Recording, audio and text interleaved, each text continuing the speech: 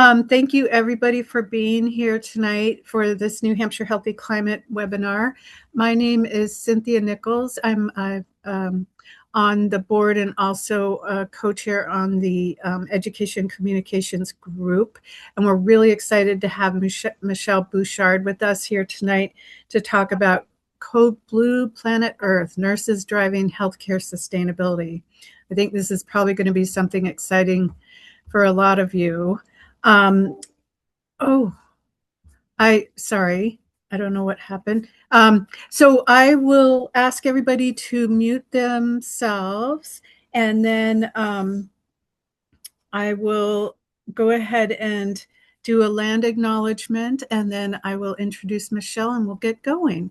And also you can put questions in the chat as we go along, and Emily will be monitoring that. I should have introduced Emily. She is our Executive Director of Operations at New Hampshire Healthy Climate. She will be our tech guru tonight.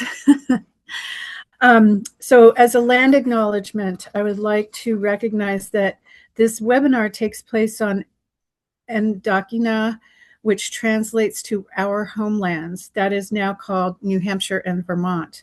Endokina is the unceded traditional ancestral homelands and waterways of the Pennacook, Abenaki, and Wabanaki peoples, past and present. We acknowledge and honor with gratitude the land, water, air, flora, and fauna, and the human beings who have stewarded Endokina through the generations for over 12,000 years. Thank you all again for being here. Michelle was just telling us that she's made some great progress with her sustainability and getting a new role. I'll let you talk about that if you want to. Michelle is the healthcare sustainability leader at Advocate Christ Medical Center and Children's Hospital in the Midwest.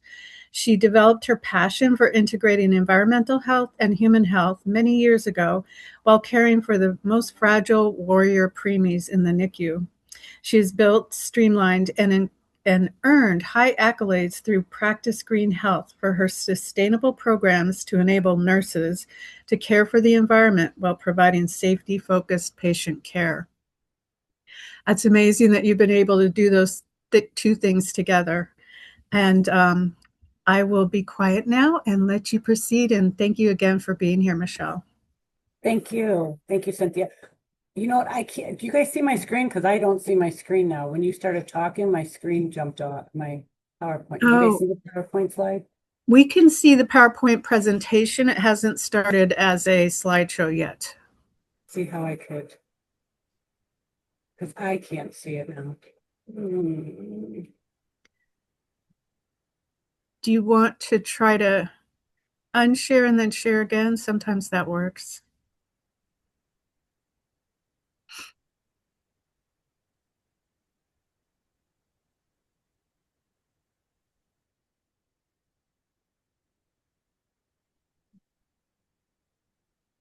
Do you guys see it? Not yet. But it worked before, so I have faith. Yeah.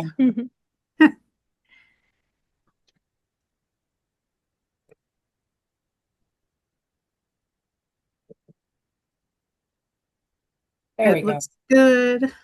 Okay. Good stuff. Okay. I think you guys, some of you guys, since I presented this to Magnet to many nurses who aren't really familiar with healthcare sustainability, and you guys are pros with this. So a lot of these slides you're going to go oh and yawn, and because you're going to be familiar with a lot of this content. But be mindful. This was the actual presentation I gave to. It was about 300 nurses, and they're not familiar. They don't do this in their hospitals, things like this. Code Blue Planet Earth, Nurses Driving Healthcare Sustainability. For disclosure, there's no relevant financial relationships to disclose. A little bit about me. I live in the Midwest. I'm in the southwest side of Chicago. I was a NICU nurse for 38 years, and I began my passion in sustainability back in 2007. I was in the NICU one day on a Sunday afternoon feeding a little grower feeder, looking at the bottle that we were feeding the babies out of and said content, the bottle had DEHP on it. And then the cleaners that we were using around our babies with these fragile lungs. And it just sort of hit me like, this isn't right. Something's off here. So, and then it evolved and expanded over the years. And like Cynthia was saying, I was a full-time NICU nurse, and through the years, there was a lot of volunteer work since 2007, doing it on my own. And then they'd give me small positions and then build. And about 6 months ago, they said, we want you doing this full-time. We love what you're putting out and your dashboard. And so, and here I am.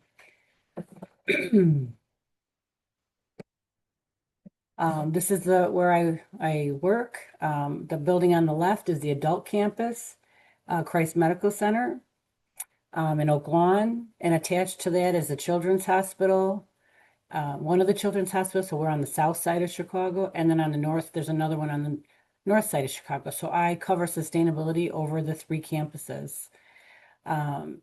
It's the Christ Medical Center is a 88 bed teaching institute. It's a level 1 trauma center and level 3 NIC perinatal center with several high-ranking specialties. Advocate Children's Hospital is a bi-campus hospital. Premier Teaching Institute, level 1 trauma center, level 3 NICU with 278 beds, serving the north and south suburbs of the Chicagoland area. And I am a part of Advocate Healthcare, and you can see sort of the maps where we cover. We're over Milwaukee, Illinois, and then in the southeast, we merged with Atrium almost 2 years ago. Okay, so this is probably old hat. Why healthcare sustainability? We all know this. Human health is intrinsically linked to a healthy ecosystem, and therefore healthcare practices should strive to minimize their environmental impact to ensure the well-being of current and future generations. The healthcare sector is responsible for approximately 4.4% of global greenhouse gas emissions, and hospitals generate over 29 pounds of waste per patient day. A waste plan is critical for any sustainability program. You guys familiar with Practice Green Health? Probably. You're probably familiar with this wheel. So these are the items that I focus on when I'm working on our sustainable initiatives. And these are what I work on when I'm putting together our application every year for Practice Green Health. So you can see the circles there. Engaging leadership. Less water is a tricky one because we have issues with our water and Legionnaire's disease in the past. So we have a lot of wastewater. Safer chemicals, healthier foods, greening in the OR, climate, transportation, green building, less water, leaner energy, and sustainable procurement. And why should nursing get involved? Well, it's a statement on the ANA position. Nurses are called upon to integrate the science of climate and health into nursing education, research, and practice, and to work with each other healthcare professionals, community organizations, and policymakers to address the multiple health consequences of environmental degradation. We have the precautionary principle. We also have the ANA Code of Ethics and the Provision 10. And like when I use Florence Nightingale a lot. I've used it a lot through the years to add leverage. This isn't anything new. The importance of clean air, clean water for human health and healing dates back to the 1850s. So I use all of these tools right here as leverage and buy-in when I'm dealing with leadership, physicians, trying to push my way in. So I also use our mission statement and our nursing mission statement as well. We are fortunate enough to, I'm not sure if you guys are from magnet hospitals, but we have been very lucky. It was I sort of kept pushing and pushing. In the last about 5 years, we've been able to incorporate healthcare sustainability into our clinical pathway or in magnet, our Excel program. So we've been lucky with that, so where we could get a lot of buy-in from the nurses. They volunteer for a lot of these initiatives using this, our clinical ladder. So unleash the creativity of your clinical teams to collaborate across disciplines to reduce the environmental impact of our care and improve the quality, value, and safety of healthcare for all. And that's the one thing when I'm driving initiatives or implementing, developing, I make sure that I'm collaborating with all key stakeholders that are involved, EVS, facilities, infection prevention, all those key stakeholders, the nurses who are going to be, working on this, and monitoring these initiatives. And then, but you got to make sure you have everybody involved. And when I'm strategizing from a nursing perspective, I'm always focusing on their workflow and how could I keep patient safety, patient care a priority. Okay. And sometimes the initiatives are certain areas of the hospital, you just got to scratch it. It's not, in your high acuity areas or what, I know in PCICU or ped surgical heart unit, I don't push, I mean, I could, when I walk into that unit, I could cut the stress with a knife. It's a very high stressful. So, and it's not good for their workflow. And you know what? I don't want to risk contamination on any of our projects as well. So here's some examples of some sustainable initiatives that reduce, reuse, recycle, refuse, and make us rethink what we're doing. Okay. All right, so here's the easiest initiative that we do. Well, I try to give everything a little marketing tool, to just make it fun. So we have our bulk up the cardboard recycling. Cardboard segregation, I'm not sure if you guys are aware about this, but it's the easiest way to protect the landfill, and it offers you the biggest bang for your buck, depending on your vendor, on your waste hauler. So with our waste hauler, we do not get charged for our cardboard because it gets recycled. If it's clean, if it's mixed with trash, they'll ding us and they won't take it and we'll get charged for trash. But it's when you work with your supply chain people, when you work with the care technicians who are stocking your bedside carts, your stock rooms and all that, and you're making sure that that cardboard gets segregated and you work on a process. Our waste hauler, we worked with them. They not only take corrugated, but those thinner cardboards like your alcohol boxes, glove boxes, that thinner cardboard. So it's nice. When we get charged by the pickup. So there is a service fee, but we don't get charged by the volume. So we could fill that up as much as we can, condense it as much as we can. We have a compactor. This container that is in this picture right here was actually, this is out on our bay, out by our supply chain. And I would walk by it all the time and I would see a little bit of trash and a lot of cardboard. And I'm like, if we could segregate that and just put cardboard in there, we saved, like in about 4 months, we saved $2,000 just doing that. So when corrugated is disposed in the landfill, it's in the solid waste, it gets landfilled, and then we are charged unnecessarily. So it's really silly. So I've worked with each of the departments, the nursing units in their soil utility rooms to strategize the bin. Some have larger volumes, they need a gondola. There was a lot of work, but it's well worth the effort. This is the easiest recycling and the biggest bang for your buck. And then let me see where here.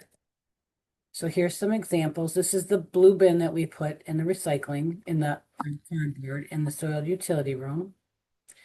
Some have a gondola because they acquire more. And they take the corrugated and the thinner cardboard. This is actually a slide that I share with our Green Advocates team. And they use this for signage and education in their safety huddles and their monthly staff meetings. So now this is in 2023. We did not have any kind of initiative with our cardboard. Nobody quite knew what to do with the cardboard.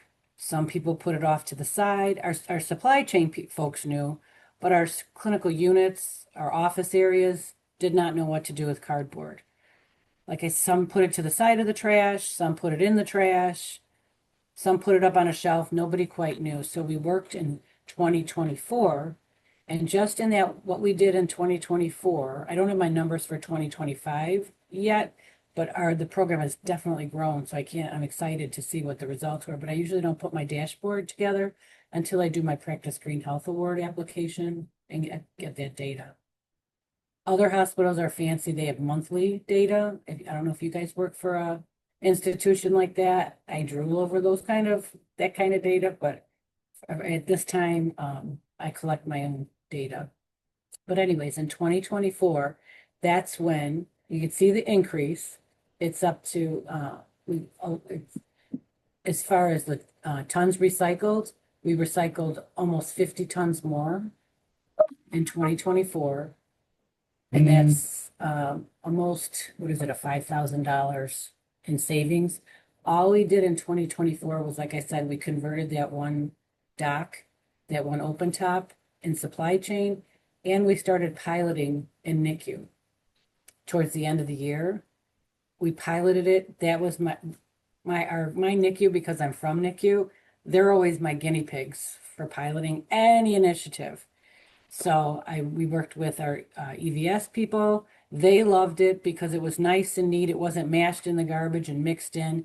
We were finding it, if it gets mixed into that big gondola with the trash, they're not going to sort it. It goes to the dock, and all that, whatever's contents in there, gets tipped over right into the trash. So we lose cardboard. So you can see the impact that it's made, just the 2 units. And in 2025, we've expanded it. It was one of our goals. So like I said, I'm excited to see the impact. Not to mention this reflection for 2024. We had 6 weeks in the spring where we trained all the EVS staff on segregating that cardboard and the importance of it. So we signed everybody off. So in 6 weeks, we halted our recycling while we educate. So that's even an impact with a month and a half of no cardboard recycling. And there's the difference. So that's a little background on it. And then I take pictures.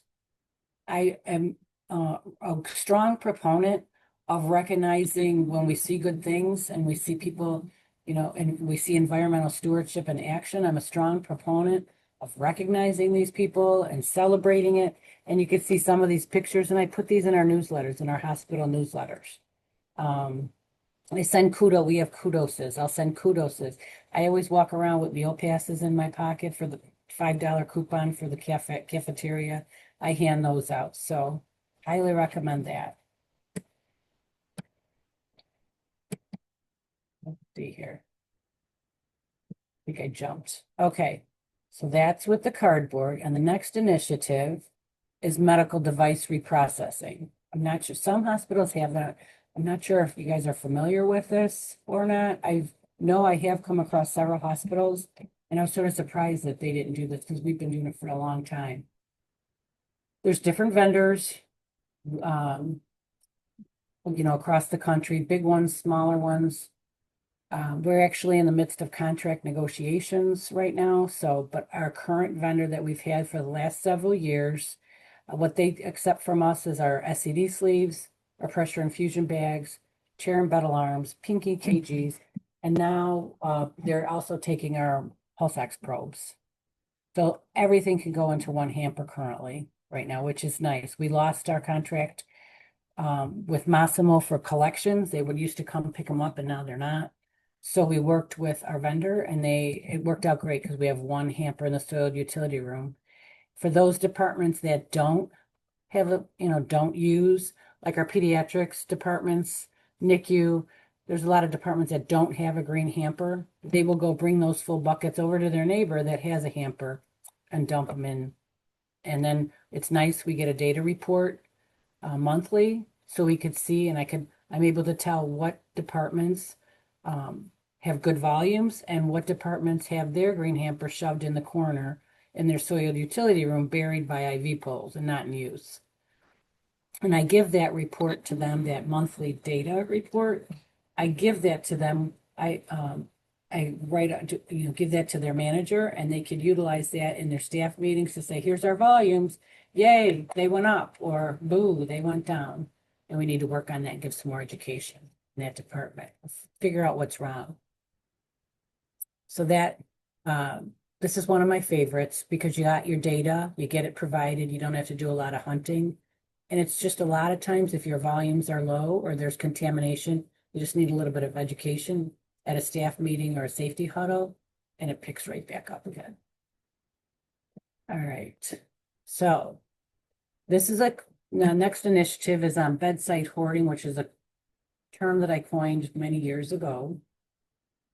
Bedside hoarding is when the nurse walks into the room and that doctor, so we have to say we'll put a Foley in. We have to put a Foley in, and the nurse walks into the stock room and she says, well, I might need one. No, maybe three. I'll take 3 kits and I'll get gloves. Oh, we might need some extra this and we might need extra this. And then they bring it into the patient care area. And once they bring it into the patient care area, we can't reuse it. We can't put it back into stock per policy. I'm working on a policy. Nobody wants to take that accountability to approve items going back into stock yet. I don't know any hospital that has done it successfully. I'd be interested if anybody does, have a policy or how they managed it. It is a industry issue. Anyway, so we want to prevent this bedside hoarding and be mindful of it. So because 1, it's loss of dollars. 2, it's a waste of needed supplies. It ends up in the landfill. Wasted energy and time in collecting these items. It raises infection prevention and safety issues. It costs money to dispose of it now that it's thrown in the trash. And it causes shortages elsewhere when they're needed. And I can tell you now, we have bins in our NICU, and they're for animal welfare donations, and they're for women's shelters, and then we have one going to another organization called Project Care, which I'll talk about next. And they'll be like, we get an email saying, oh, we ran short, we don't have any volume feeders, or we don't have these certain nipples, but yet I have 100 of them ready to go and and so it's sort of senseless. So I do ask that bedside hoarding education be communicated every 3-4 months in their staff meeting, and I check them off and make sure, like, did you give your bedside hoarding? And I have met with our professional development team. I've worked with our green advocates. I've worked with departments who have their own green teams. Like, let's see some innovation. What could you do about that? And the creativity on this, like, we had one department that went into their stock room and they put price tags on all the labels, to be mindful. Some people put signs up, but just see what, let me go on before I'm going to get ahead of myself. So we did a study. I did this probably it was right in the onset, right before COVID. So this is not COVID tampered or anything like that, the data. So what we did was we itemized discharge patient medical supplies left at the bedside. So we collected data for all unused medical supplies left in patient rooms. According to the policy, they cannot be used in another patient. We did not use isolation rooms. Isolation rooms are just off limits. We just don't mess with them for recycling or anything. It's, that's a given. So in the first floor, we did 7 South was a covered medical floor. And we did 1 week of collection. We didn't tell the nurses. We did it on the low. We worked with the aides and our EVS, and we collected those items and sort of hid them away. And then in the surgical heart area that I was talking about, our PCICU, they did 20 discharged patients. And then in NICU, we did 1 week of data. So you could see a lot of these items. So what we did with this information is we itemized the cost of everything left in the patient care area, and we weighed it for environmental impact. Okay. All right, so dollars and cents in 1 year. Then we multiplied it over a year so you could see the impact. So in the NICU, they had 17 discharges in that 1 week, 55 pounds of waste, and $3,250 in that week. And then we filled it for the year. It's almost 2.5 tons and $169,000 per year. Our medical floor, same thing, a little over a ton of waste and $21,000. She thought she was going to be, I thought she was, I didn't think it was that bad. She thought it was going to be worse, but they were the lowest. And then the PCICU, this one, I said they sort of did it differently. I couldn't do it for the year because they just measured it on 20 discharges. So in their landfill, so in those 20 discharges, it was almost $2,000 and 61 pounds. So I couldn't do it for the year because it wasn't like in a week. And it was my daughter who's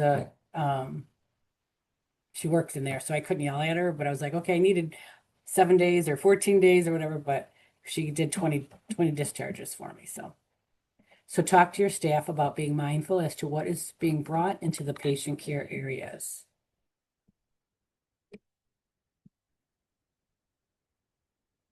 So what do we do with this?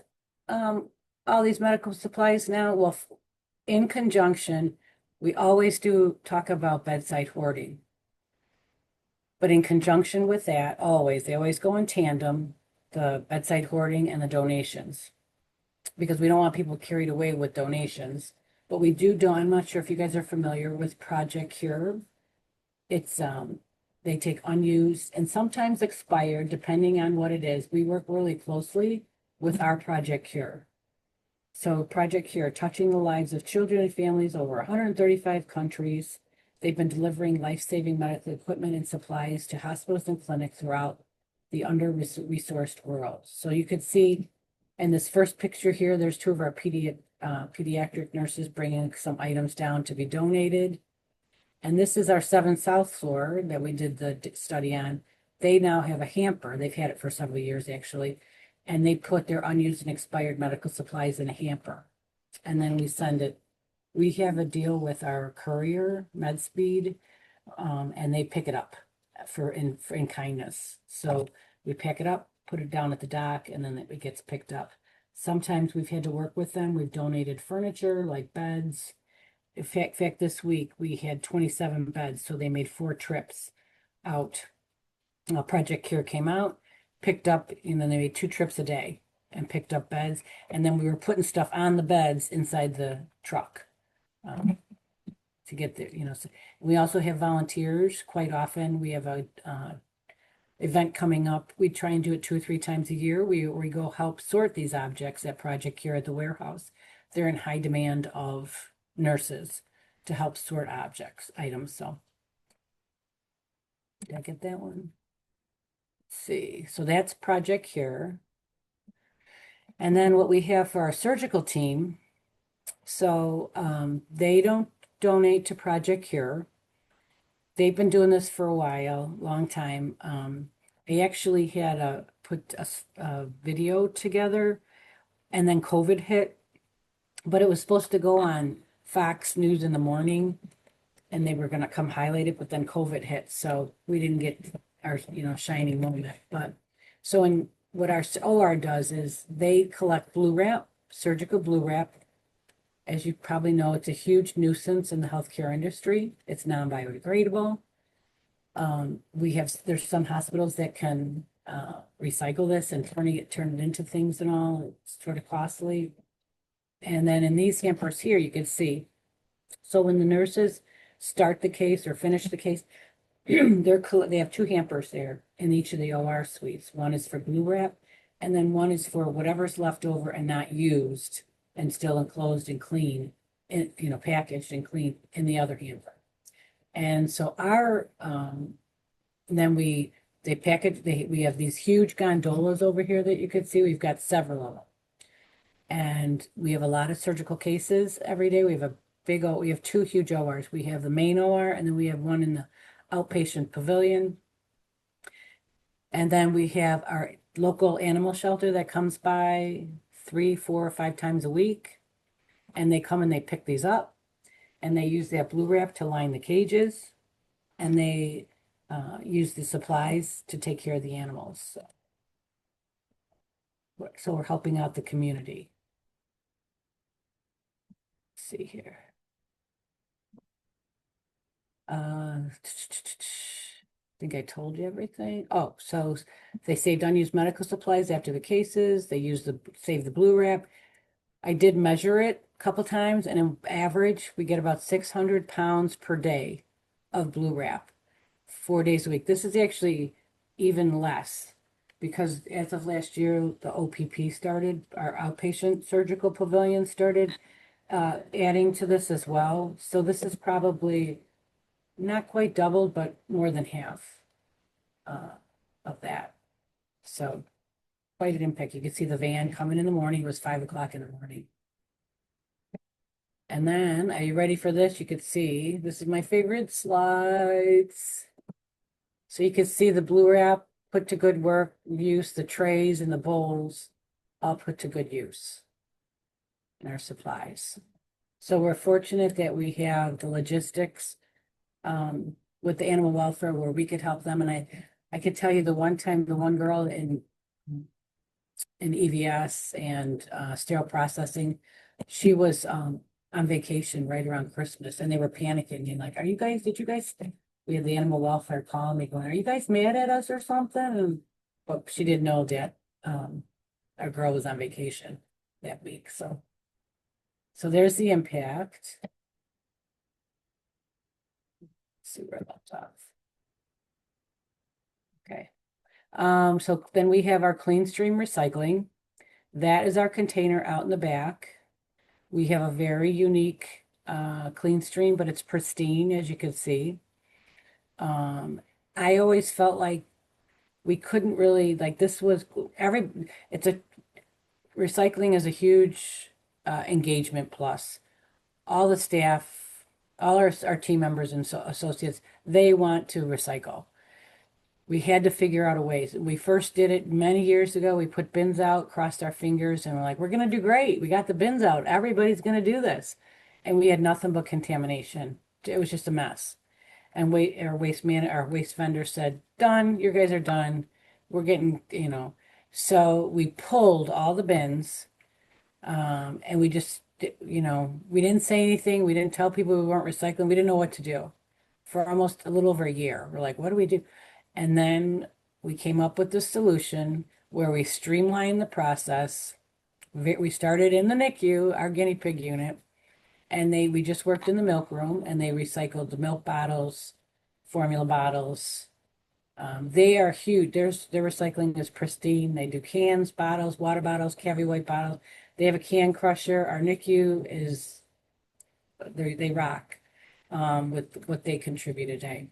But what we did was, let me read the slide here. It supports associate engagement and satisfaction. We have a streamlined process. Our motto is sort of smaller, cleaner volumes with less risk for contamination. Again, we collaborate with EVS. We have another where we have smaller volumes. So say, right now in our employee health, they have bottles of water that they have to use. Infection prevention says it does, but when they do their mask fit testing, they have to give, so they have all these bottles of water, and they tried getting like larger volumes and pouring it into cups, and infection prevention said no.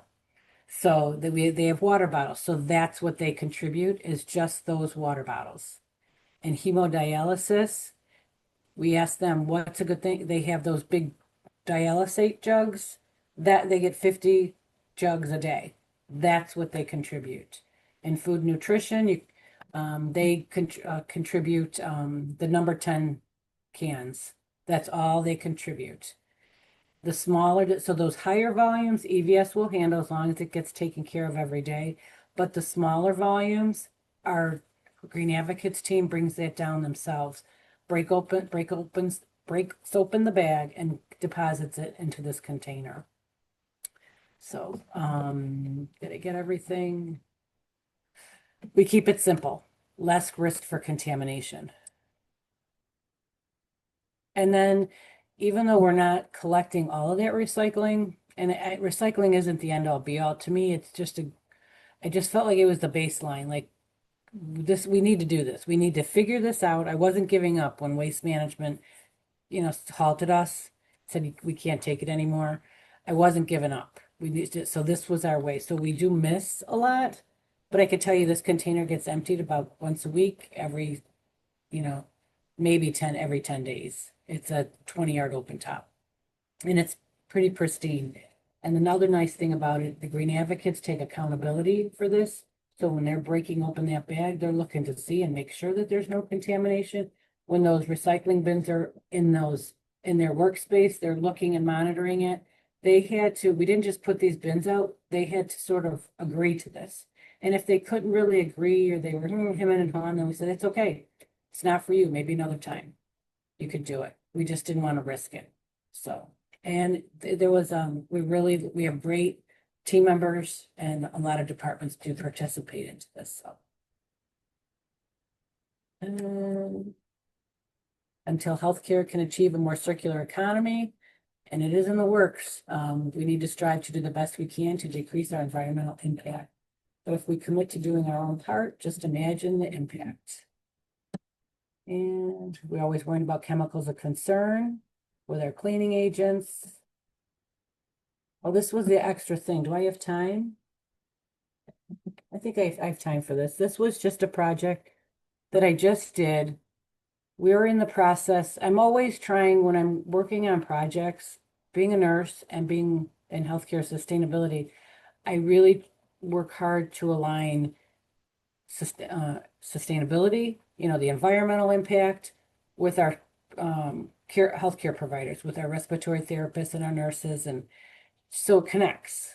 And I'm hoping one day it'll just be natural, where it's just it's just the culture. So this was a particular project. The timing worked out really good. We were working in the main campus on revamping our visitation hours and our quiet hours.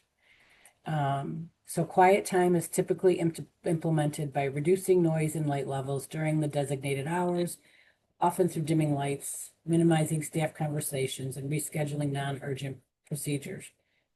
Not every, like if you're in a neurointensive care, that would have a more rigid quiet hour enforcement, where the visitors might be asked to leave. But if it's like in postpartum or peds, that's a little more difficult. But what we were asking is let's see if we could just even just reduce the lights and just take a time, 2 hours a day, to just reset, even for the staff, for the families, and just do a reset. We all know what the health benefits are of just doing that reset in the middle of the day. It decreases overall stress, promotes rest, faster healing and recovering time. Quiet time interventions also appear to provide some physiological benefits for patients, and as demonstrated by reductions in respiratory rates, the administration of sedatives, and the incidence of delirium, suggesting that patients are experiencing restfulness. It enhances patient satisfaction, promotes more positive work environment, provides mental reset for nurses, and provides time to finish tasks and improve efficiency, and it reduces energy. I know we had a manager in the NICU, and she would abide by this, and every day during that time, she'd open up her office door, but she'd have just a little lamp on, and I'd be like, oh, I just want to come in here and sit. So I took this energy hour, and I just did an experiment with it. And I did it in our NICU, because we are not in our NCCU, our neurointensive care, because they have the most enforced. They've been doing this for years. They ask the families to leave, and they have a designated lights go out. So, and what I did was, I didn't put it in here. Well, what I did was, I just added this in at the last minute because it's a new project.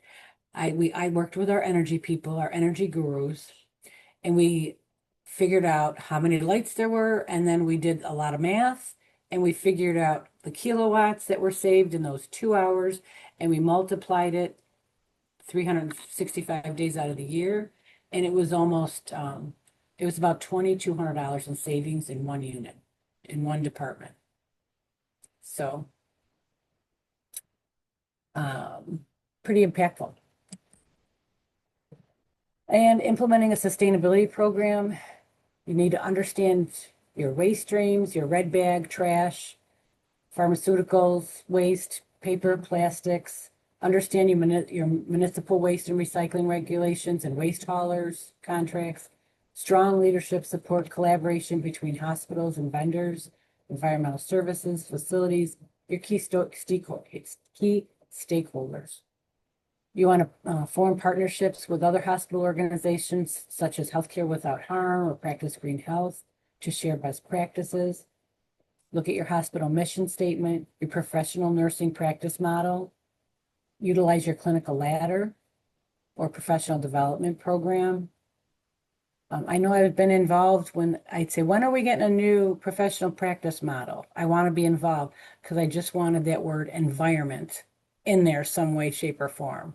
You know, when you start just start with one initiative, measure, set a goal, manage, look for your low-hanging fruit, patience, a lot of patience and a strong mindset.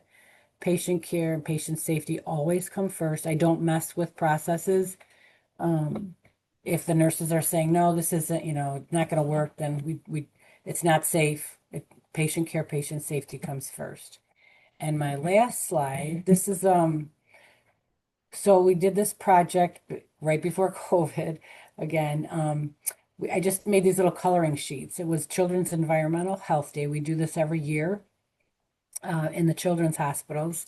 And I just drew a little coloring page, make a wish for your child's healthy future. And this is from Rowan. His name was Rowan. And he came walking out of the asthma clinic with his dad. And we had these cute little crayons for them to color. And he picked a starfish shape, crayon. And his dad said, you do this, Rowan. And very seriously, like sniffling and wheezing. And he said, he wrote in there, he wishes for my cough to go away, which is why we're all here. That connection between the environment and human health.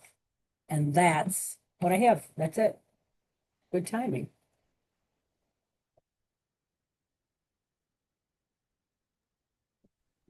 Thank you so much, Michelle. That is so inspiring. Well, I hope so. Was it old news to you guys?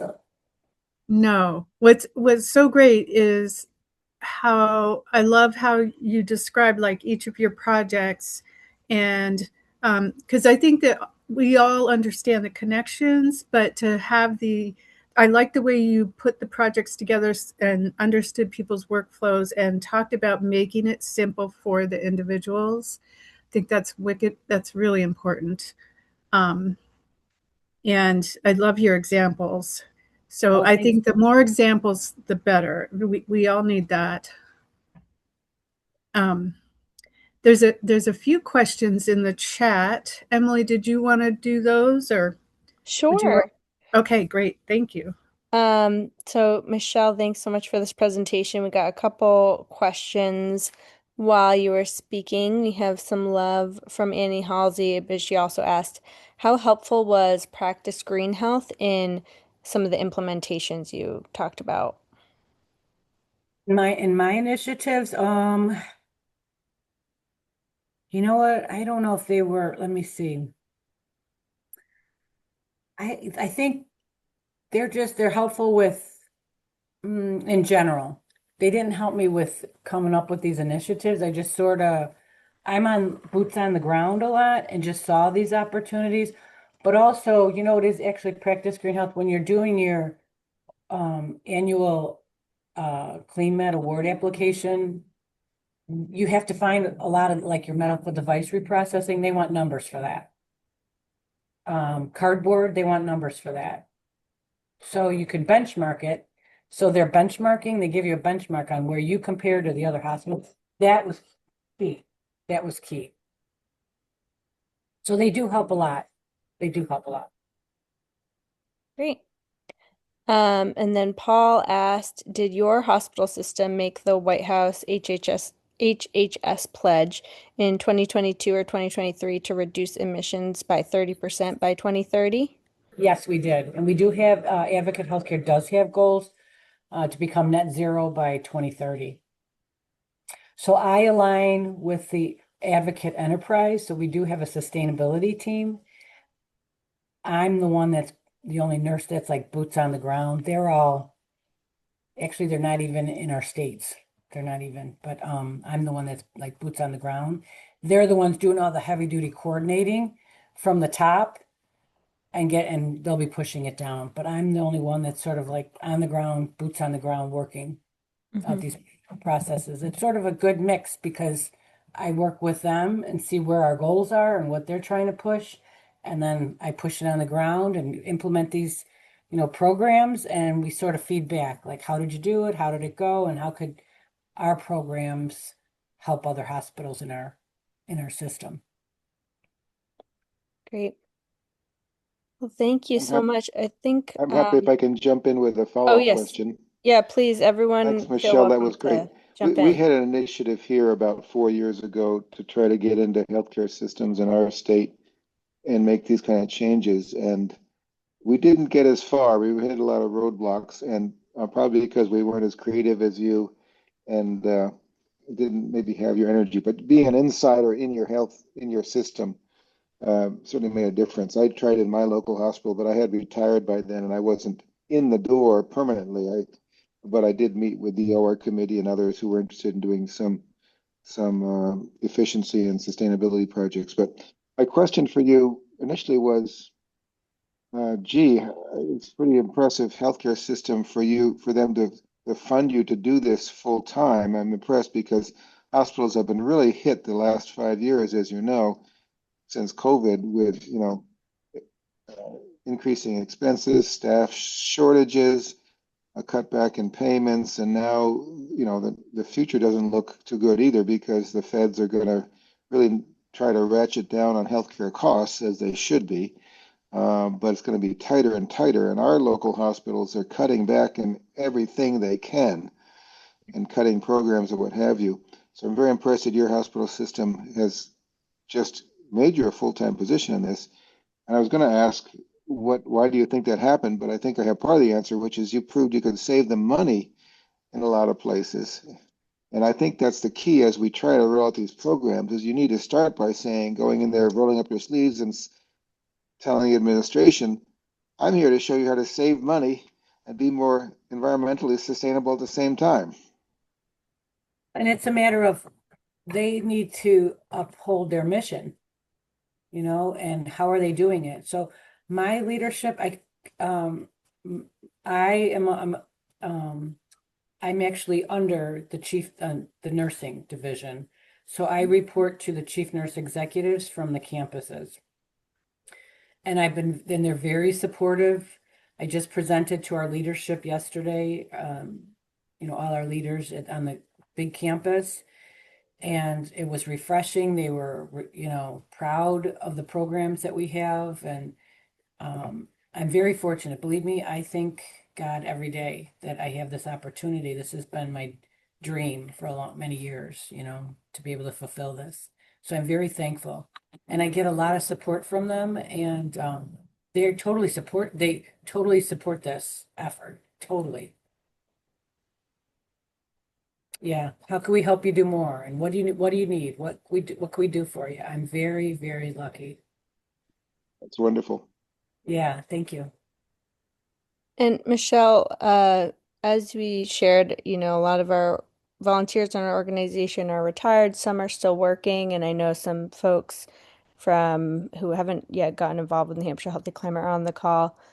You said at the start, a lot of this started before you were hired to do this work as volunteer hours in your hospital. And I wonder what, like, a first step you would share with people on this call who maybe are working in a healthcare system. What's like a step one or something that they could focus on if they wanted to start on some of this work where they work? Look at your mission statement. I would look at your nursing, whatever it's called, the mission statement that they have. And that's when it clicked for me, when I was sitting there feeding a baby a bottle with DEHP and looking at the IV tubing back then that had DEHP that were giving it medications through, and then everything that we were throwing out. And I walked, and I'm walking up. One day I walked up to the elevator, and there was our professional practice model there and our mission statement there. And both of them said, taking care of the environment. And I'm like, and I took that piece of paper. The first thing I did is I took it to my manager in the NICU. And nobody knew what to do with me back then. And they would, okay, well, you go with a safety team this week. around with them, or go with, facilities. And through the years it has evolved. I've been under safety, I've been under facilities.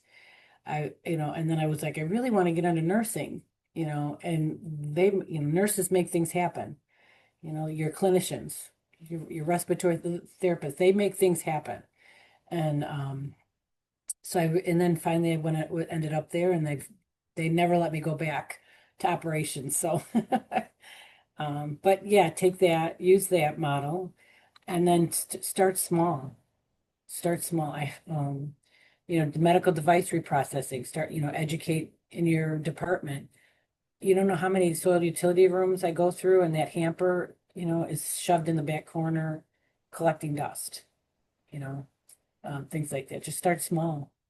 And then also, if you could, um,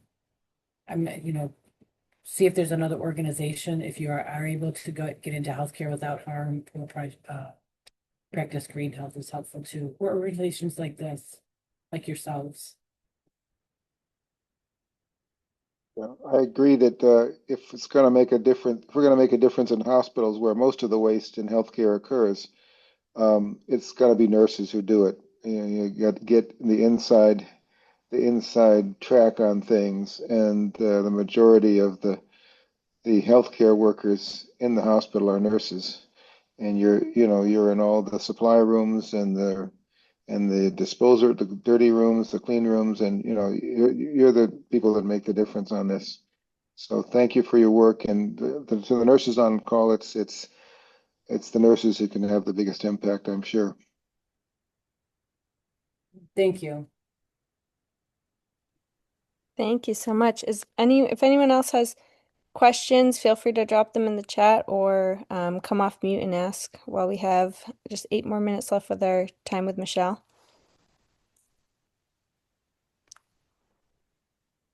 I'm one of the board members, and I just want to thank you, Michelle. This is really inspirational, and the key is clearly having someone like you on the inside. I mean, this is not something, and that's been, I think, Paul, part of our problem. We've encouraged our local hospitals to get involved in programs like this, but we are not actually in there driving it. And one thing you hear time and time again is that all of these programs have to have someone driving it from the inside, someone tireless. And what you've done, what you've accomplished, Michelle, is really amazing. And I just thank you for what you're doing, and thank you for telling us about it. And it is really amazing because we have tried to do things like this at our local hospitals, but the one piece that's been missing is someone like you. And that's really what drives it. So, boy, Yeah, thank you very. it's interesting because there was a couple job offers but it was 100% remote, different, even within the system, they were looking, and I just know I love what I do on the grounds. I like being boots on the ground and working with the people and strategizing with the nurses and the key stakeholders on this, and seeing the results, It it's really is remarkable. very rewarding. Thank you. Thank you, Bob. Yeah, thank you.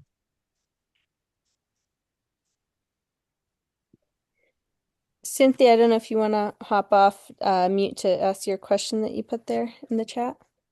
Sure. I was wondering, are there other green advocates in each department that are working with you? And are Yeah. you guys like communicating with each other? Yes, we have. I'm glad you mentioned that.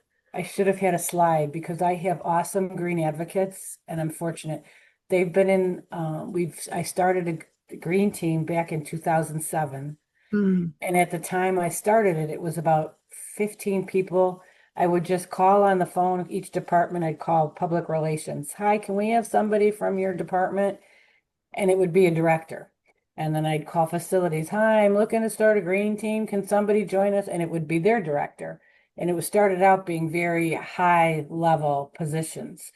And then, as you know, when you're in that position, your plate gets full, full, full. So then we started building the grassroots.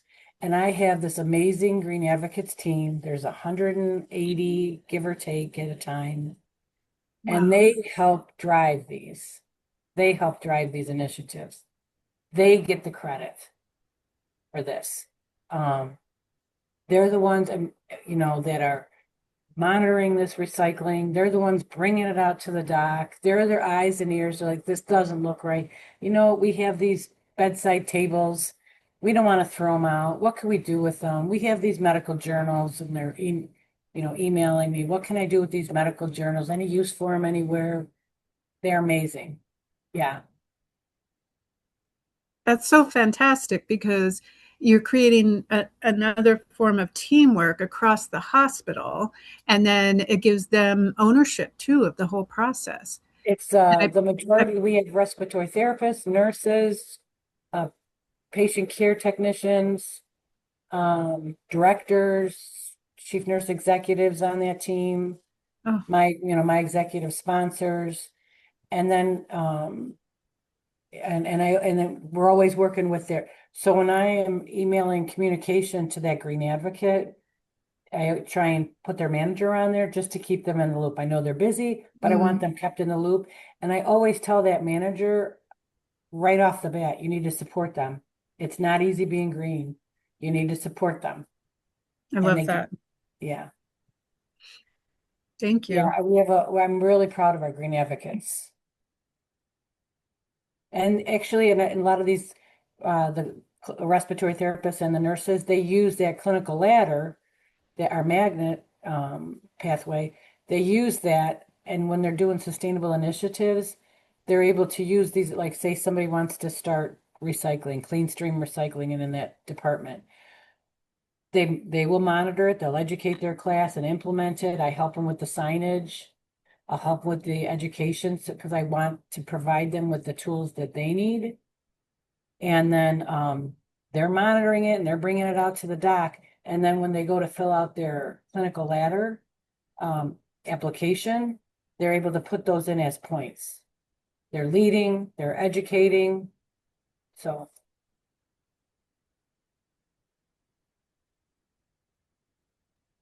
That's terrific. Thank you.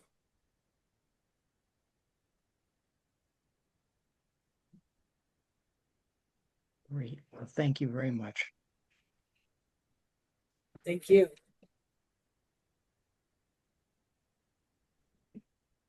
Any last minute questions?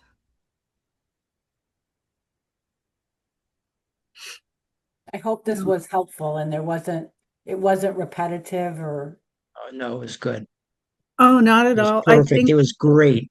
I'm texting people that I know meant to be here tonight and telling them to watch it because this is a great model for what we've tried to do, but we were missing someone like you. I don't know if you want to move to New Hampshire. Maybe come join our group. I was just saying, my grandparents and my mom, all my aunts and uncles, they're from New Hampshire. And then they Oh my moved. gosh. Yeah. Yeah, the house that my grandfather built is still there. Oh, that's great. That is great. Well, thank you again. This has been terrific. Thank you. And Michelle, I don't know if Joan or Emily mentioned that this will be on our webinar, on our website in the webinar section so that people can watch it at any time. So it'll be archived, and then so it'll provide a template for people that way. But I would say just to reflect back that it is not repetitive, and it is great to have this template and to see examples of what's worked for you. So it's been really, really helpful. And as Bob said, we've tried a couple different things. And I know in my facility, we tried some stuff, and COVID, of course, got in our way. But now we have practice area councils again for the nurses. So I think we have places where we could try projects again. Yeah, your professional development, do you guys do professional development? A little bit. It is getting more so again. Or shared governance? We do have shared governance. That's our Yeah. practice area councils. So Those that's are- where we could do it. You know what? And you don't really have to, you could just say, here's a project. Can you help me with it? And they want to be able to develop it. Yeah. And Cynthia, you're supposed to wrap up by reminding people who may not be involved yet with New Hampshire Healthy Climate to come join us, join one of our working groups. We don't have currently a working group on healthcare sustainability, but maybe it's time to get one going again.